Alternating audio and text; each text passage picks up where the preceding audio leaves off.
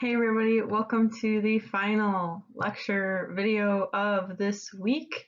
In the prior video, we examined bureaucracy and I went on a little bit of a rant as to why I hate it. Bureaucracy also will show up in your final, so you might want to be thinking about that as we continue forward. Your discussion question for this week may or may not be on the final.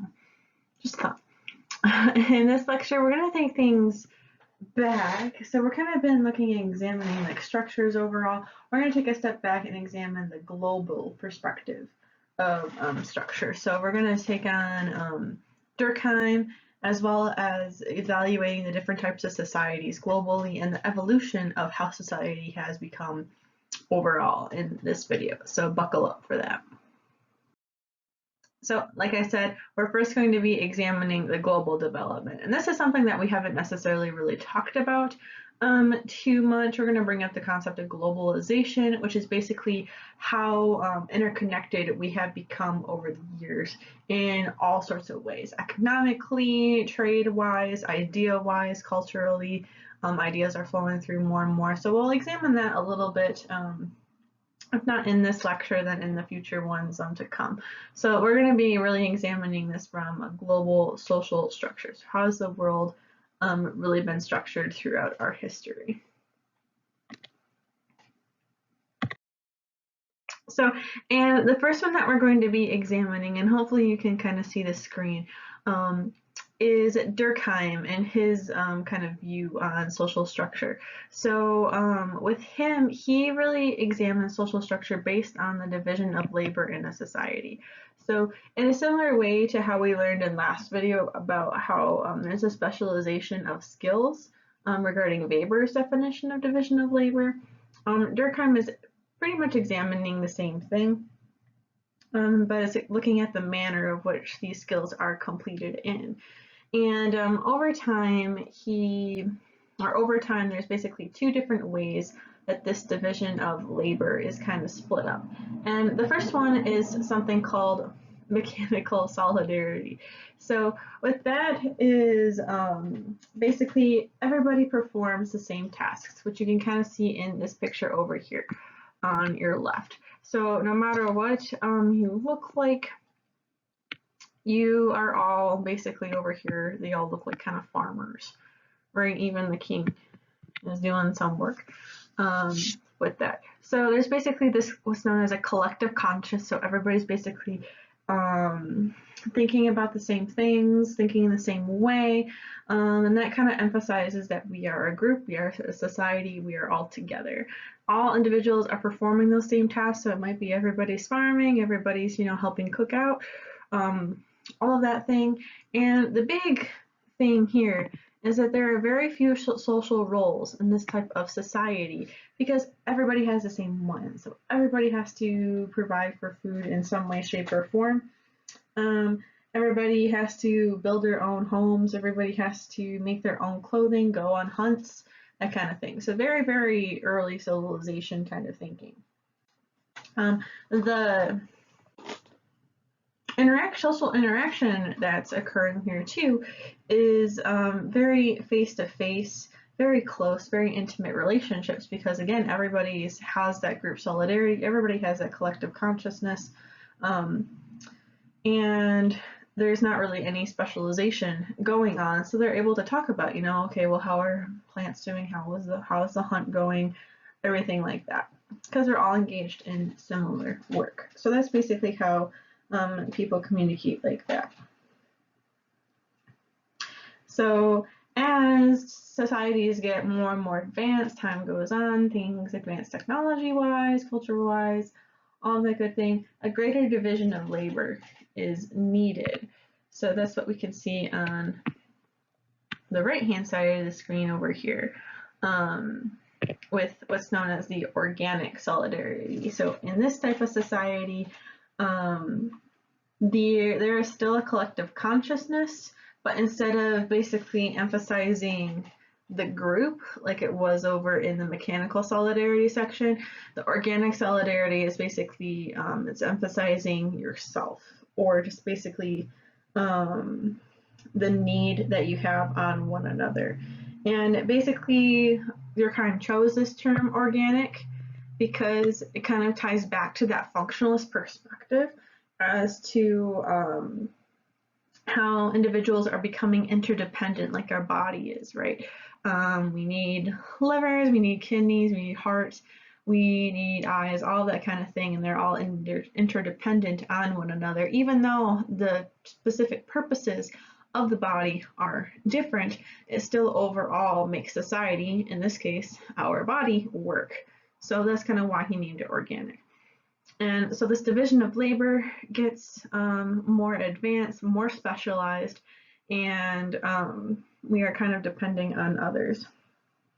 So for instance, in this picture, you can kind of see how people are of different faiths. People have different concerns, like this guy's all about the money. And they also have all different types of occupations too. You have somebody who's a mechanic. You have somebody who's probably going hunting with his gun. You have a painter. You have a barber or beautician, that kind of thing. So you have a golf person. I'm going to say that he's playing golf. So you have all these different types of skills that are being utilized because of this advancement in technology. So that's Durkheim and his division of labor. Obviously, there's a lot more to this. Again, if we were in a theory class, this can be where we expand on that. But that's kind of how society has evolved in Durkheimian viewpoints. So the next one is coming from a scholar over in Germany during the late 1800s into the early 1900s.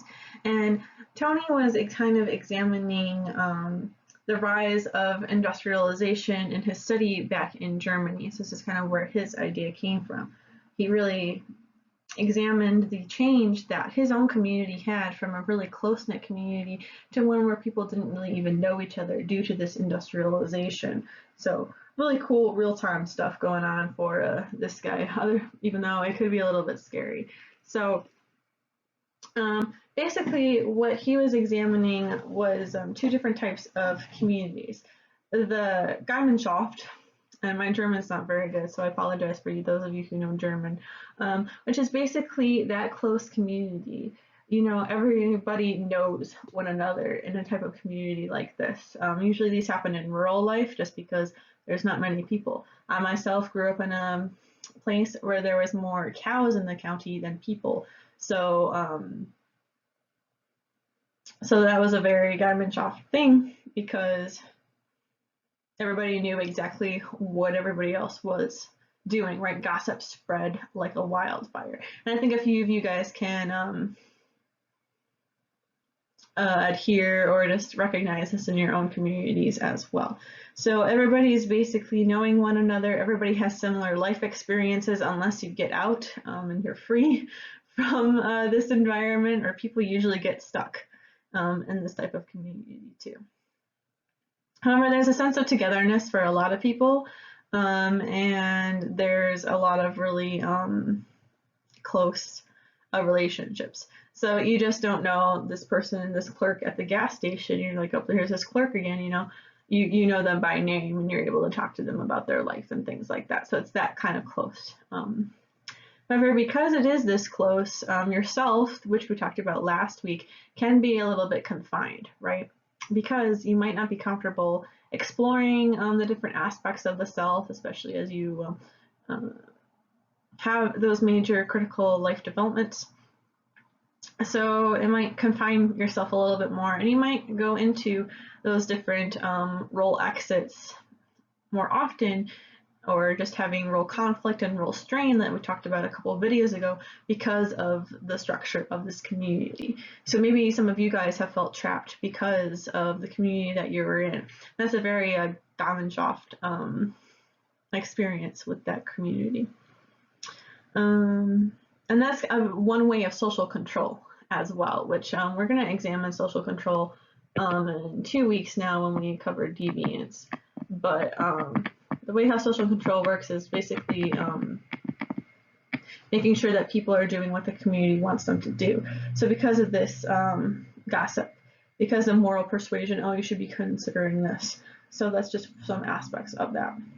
And the lives of these people don't really vary from one generation to another. So for my first generation folks, you would probably be stuck with prior generations and not going to school. Because you're going to school, you're kind of shaking up that if you live in such a community. Now, on the other half is the Gesellschaft, which I totally butchered that, but it's basically the modern urban life situation where a lot of people don't know the other people in their community. The relationships that you do create are because of the different roles or just activities that you need to carry out. So because of your work, because you're purchasing something in a store, you kind of meet that person that way. And even then, those relationships aren't necessarily as close and intimate as the ones that you create in the Gemeinschaft.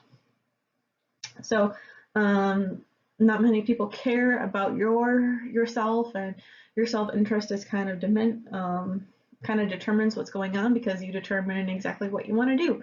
Because you don't have this close-knit tight family, you're kind of just on your own until you make solid relationships. So, and a lot of the people who live in such a society feel like they don't have much in common with the other people around them. So that's kind of also a key factor. And so that's basically kind of the differences between them. Close-knit community is Gemeinschaft, and then Gesellschaft is more of the urban life. You do have a quiz question recognizing one of these, so hopefully be able to recognize that. And then here's just a little bit more of a comparison in a chart form for you guys if you're still wanting to learn more about these types of societies. And I would say like this privacy is valued thing necessarily doesn't happen anymore within our current society anyway, because we have the invention of social media. So that'd be an interesting thing to see if Tony's was still alive, to see what he would think about with social media. We might discuss that next week in our chapter. But yeah, so that's basically kind of comparing it. If you want to take your knowledge of ascribed and achieved statuses, this is kind of what's going on there. Remember, because of your achieved status, who you are and what you've become because of the work that you're in, people are more concerned about that in a bigger urban life Gesellschaft society.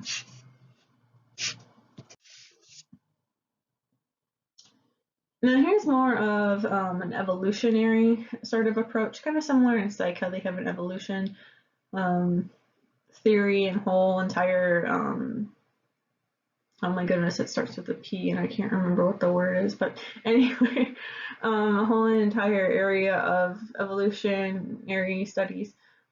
Sociology also kind of has one too, and this is Lenski's sociocultural evolution approach, which is basically societies do undergo some type of process of change, and this depends on who has the power, that dominant behavior or pattern. So there's some type of dominant pattern that's occurring then.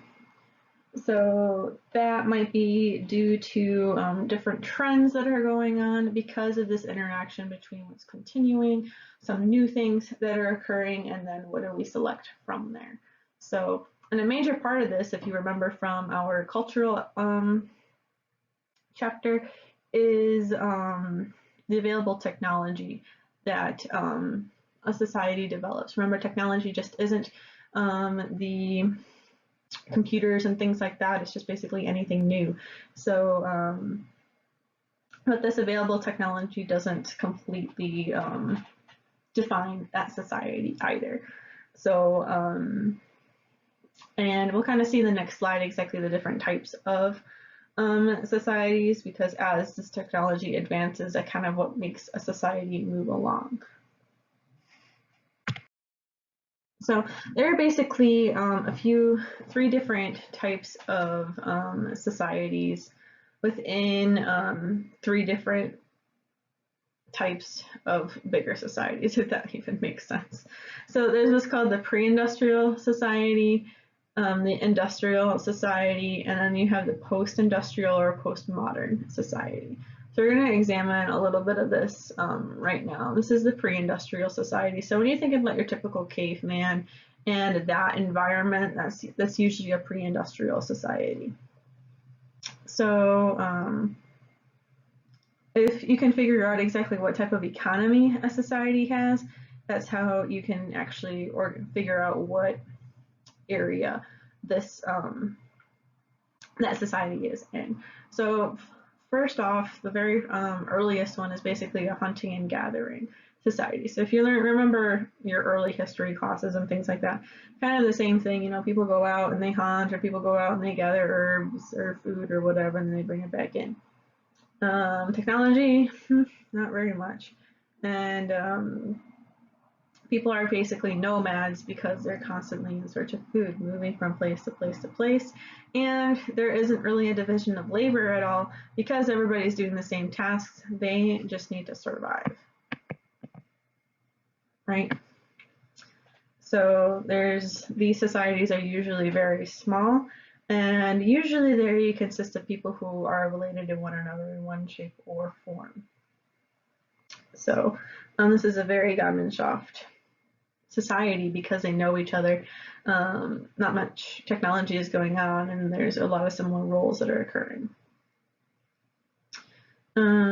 So then as time moved forward, by the end of around the 1900s, we didn't really have many of these societies left because technology has kind of developed.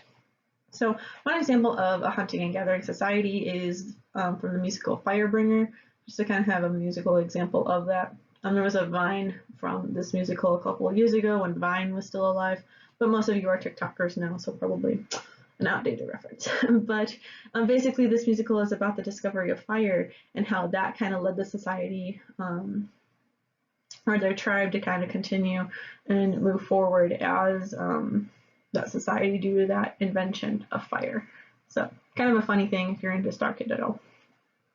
The next society in the pre-industrial stage is horticultural, which is basically examining where people plant things. So you can plant seeds, you can plant crops, and you don't move around as much because you're able to grow things on your own. So there's a lot of an emphasis on tools and household objects. Being able to have a home is kind of being started to think about, right? Because people usually just had their tent or whatever moving from place to place, but now you can actually build stuff. So that's pretty cool. And you can cultivate crops and things like that. And then the last stage of a pre-industrial society is an agrarian one, where usually it's with the production of food as well, but it's more advanced. In the horticultural stage, you'd basically use sticks to dig, or some type of hoe to treat the ground. However, with the advancement in technology, you have things like plows in order to increase your crop yield. So that way you can actually utilize the same field year after year after year, so that way people can actually stay and establish a permanent area. So however, you're still relying on physical power from humans and from animals. There really isn't anything mechanical yet. We're going to see that in the next stage. But there's a little bit more of a defined role for these different societies because you can focus on specialized tasks. Like you can be the person who fixes fishing nets, for instance. You can be the blacksmith. So those different types of divisions of labor are becoming a little bit more clear in the agrarian society. Those are basically the pre-industrial society areas.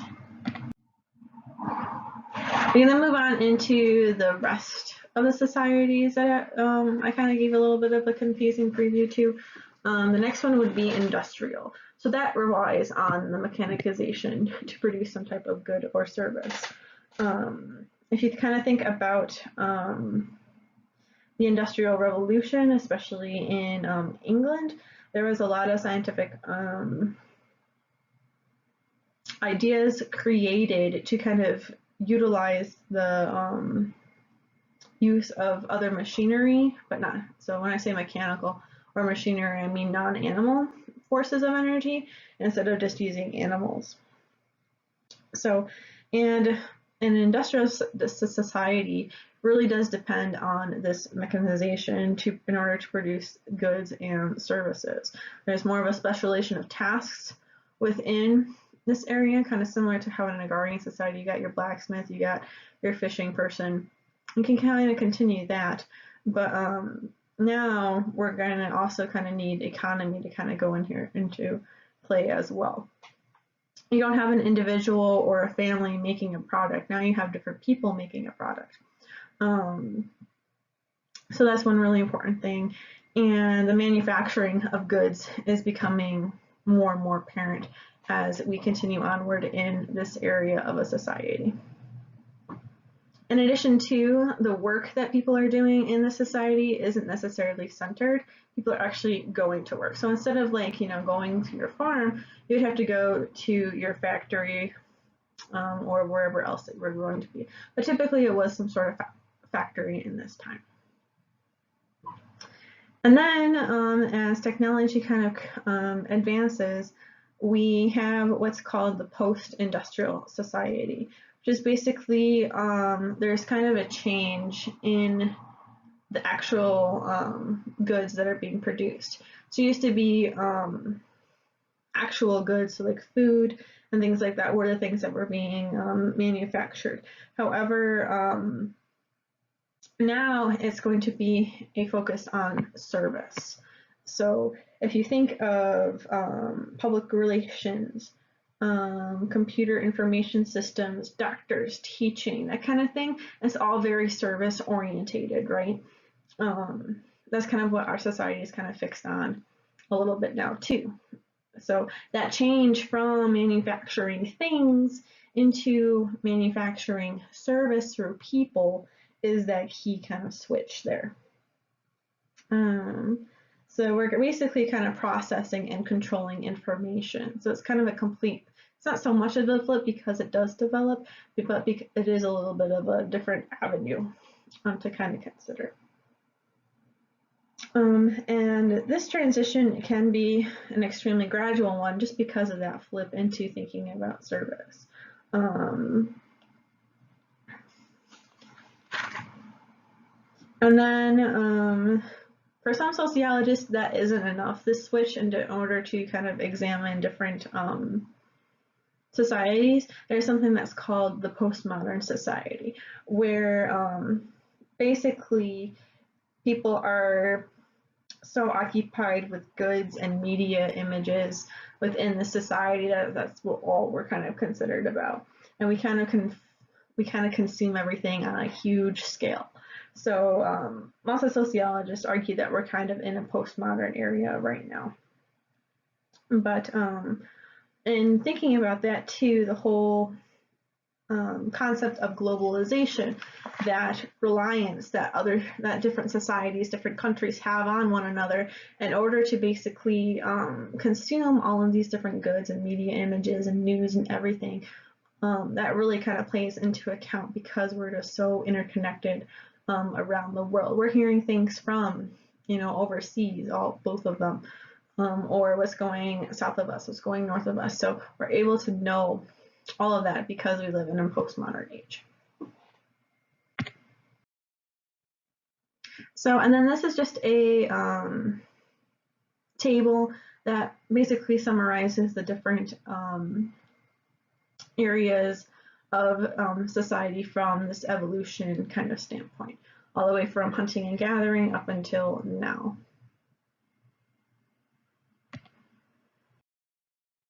And that's kind of it for this video and this series. So hopefully you'll be thinking a little bit more about how our society is structured, and you're kind of seeing exactly how that comes into play into who we are as people.